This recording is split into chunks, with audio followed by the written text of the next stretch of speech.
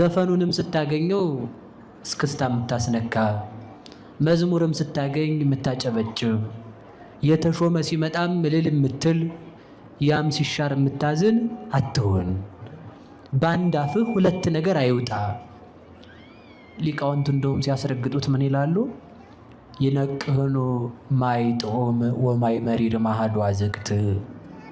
ከአንድ ጉድጓድ መራራና ጣፋጭ ውሃ ይቀዳልን? አይቀዳም። ከአንድ ጠርሙስ ላይ የሚጣፍጥና የማይጣፍጥ ውሃ አይቀዳም። መቼስ ከአንድ አፍህ ሁለት ለምን ይወጣል? ይለይልህ እንግዲህ ይጥራልህ። ክርስቲያን ከሆንክ ክርስቲያን ሆነ ዝለቅ። ያው ደግሞ ሌላም ከሆንክ ሌላ ነው ይበል። ምክንያቱም ከአንድ ውሃ ሁለት ነገር ሊቀዳ አይችልም። አንድ ሰው ለሁለት ጌታ መገዛት አይችልም። አሃዱ ያፈቅር ወካልእ ይጸልእ አለ ጌታ። አንዱን ይጠላል፣ አንዱንም ይወዳል። ለምሳሌ ሕፃናት አክስታቸውንም እናታቸውንም ይወዳሉ። ደግ አይደሉ? ድግስ ሄደው ሲሰነብቱ ከዛ እናቲቱ ተነስታ ቤት ልሄድ ነው ስትል የእናቲቱንም ቀሚስ ይዞ የአክስቲቱንም ቀሚስ ይዞ እሪ መካከል ላይ ማለት ነው። አንድ ነው ልትወድ የምችለው ወይ እግዚአብሔርን ውደድ ወይ ሰይጣንንም ከወደድክ ሞክረው ነው። እግዚአብሔር አስገድዶ አያጸድቅም። እሺ አስገድዶ በፍጹም የኔ ትሆናለህ ያለዛ አናትክን ነው አይልም እግዚአብሔር። ከፈለከ እኔ ጋር መሆን ከፈለገ ይሄን ታገኛለህ፣ እኔ ይሄንን ታገኘኛለህ።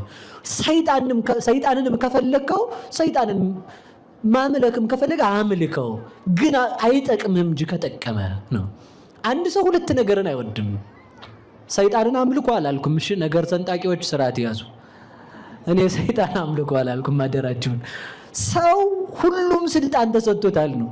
ሁሉም ምራጥ ነው። እንግዲህ ተመልከቱ። እንደዛ ቢሆን ኖሮ እኮ እኔን ነው ማምለክ ያለብህ ያው እኔን ነው ብሎ እግዚአብሔር አያረግም። አስገድዶ ቢያጸድቅ ኃጥ አይገኝማ። አስገድዶ ሰይጣን ቢያስኮንን ጻድቅ አይገኝም። ሰው በፈቃዱ መርጦ ይረክሳል፣ በፈቃዱ ይቀደሳል፣ በፈቃዱ ይኖራል። ለዚያች ለመረጣት ፈቃድ እንዲገዛ እግዚአብሔር ስልጣን ሰጥቶታል። ያችን ፈቃዱን የኛን ፈቃድ እንኳን ሰይጣን እግዚአብሔርም አሸንፎ ስልጣን አለው፣ ግን አስገድዶ እንኳን አያጸድቀንም። ለምን? ስልጣናችንን ሰጥቶናል።